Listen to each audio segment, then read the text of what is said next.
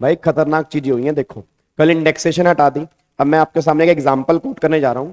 अब इंडेक्सेशन हटाने से फायदा नुकसान तो वो तुम खुद भी देख सकते हो। मेजरली केस में नुकसान ही निकल के आएगा, कुछ केस में फायदा भी निकल के आ सकता है। मैं ये नहीं कह रहा कि नुकसान ही आएगा। अगर आप कुछ केसेस देखोगे, कुछ क्वेश्चंस बनाओगे, वहां पर फायदा भी निकल के आएगा।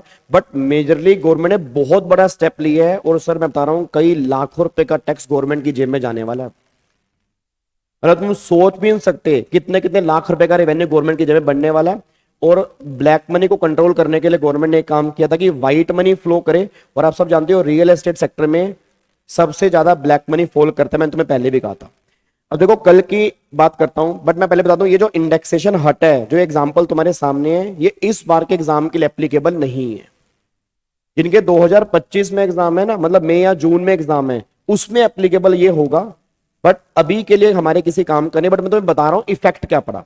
देखो अभी तक क्या होता था, जैसे मान लो बजट से पहले की बात करता हूं, मान लो अभी बजट नहीं आया, ठीक है। अब बजट से पहले की बात करते हैं कि मान लो अगर ये बजट में इंडेक्सेशन नहीं हटता तो उस केस में क्या होता। लेट्स टेक एन एग्जांपल, मान लो मैंने प्रॉपर्टी परचेज की 1 अप्रैल 2001 को 1 करोड़ रुपए की। फिर मान लो सेल कर दी 2024 में, इस साल मैंने सेल कर दी 5 करोड़ रुपए की। तो अभी तक हम क्या करते थे कि सेल प्राइस 5 करोड़ रुपए, याद करो, माइनस करते थे आईकोआ। आईकोआ का मतलब इंडेक्स कॉस्ट ऑफ एक्विजिशन की, कॉस्ट ऑफ एक्विजिशन को हम इन्फ्लेशन से एडजस्ट करते थे, और इन्फ्लेशन रेट हमें दिए होते थे। याद करो 1-2 का रेट क्या होता था 100, और 2024 का 24-25 का जो लेटेस्ट रेट है वो 363 है। मतलब पिछले साल का 348 था, अगर आपको याद आ रहा हो जी। इस बार का 363 है। तो मैं ये मान रहा हूं कि अगर इस साल इंडेक्सेशन होता तो उस केस में मुझे कितना टैक्स पे करना पड़ता। अब अगर मान लो यहां पर आई को अगर मैं निकालता हूं, तो कैपिटल मान लो 1 करोड़ रुपए की मेरी कॉस्ट है, 1 करोड़ डिवाइड बाय 100 मल्टीप्लाई 363, इस बार के इंडेक्स रेट से मल्टीप्लाई करेंगे तो 3 करोड़ 63 लाख रुपए की मेरी कॉस्ट निकल कर आएगी आफ्टर इन्फ्लेशन इंडेक्सेशन। मतलब इन्फ्लेशन से एडजस्ट करने के बाद। तो मेरा गेन कितना आ गया, लॉन्ग टर्म गेन आ गया 1 करोड़ 37 लाख रुपए का। आप सब जानते हो long term capital gain 112 20% taxable है, तो यहां पे 20% लगेगा। तो 20% अगर मैं इस पे निकालता हूं तो यहां पे 20% टैक्स जो निकल के आएगा वो आएगा 27,40,000 रुपए का टैक्स मुझे पे करना पड़ता बजट से पहले। इट मीन अगर बजट में कुछ नहीं कहा होता, इंडेक्सेशन सेम होता, तो मेरे 27,40,000 रुपए का टैक्स गवर्नमेंट के पास जाता। बट अगर वही मान लो गवर्नमेंट ये बात कह रही है कि यहां पे इंडेक्सेशन नहीं लगेगा जी।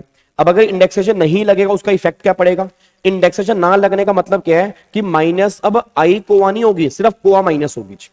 याद है पहले शॉर्ट टर्म कैपिटल गेन वाले केस में सेल प्राइस माइनस कोआ माइनस कोई माइनस ईओटी हम करते थे। अब लॉन्ग टर्म कैपिटल गेन के अंदर भी गवर्नमेंट कह रही है कि आपको कोआ ही माइनस करना है, आई कोआ माइनस नहीं करना। अब अगर मैं डायरेक्टली मान लो कोआ माइनस करता हूं तो यहां पे सेल प्राइस मेरा कितना आ रहा है 5 करोड़, कोआ मेरी कितनी है 1 करोड़, लॉन्ग टर्म गेन कितना आ गया 4 करोड़।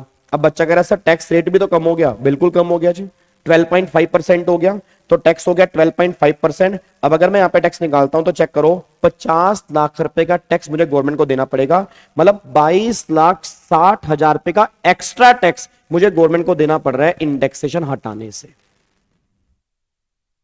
अब तुम खुद बताओ जी, इस केस में लॉस आ रहा है जी।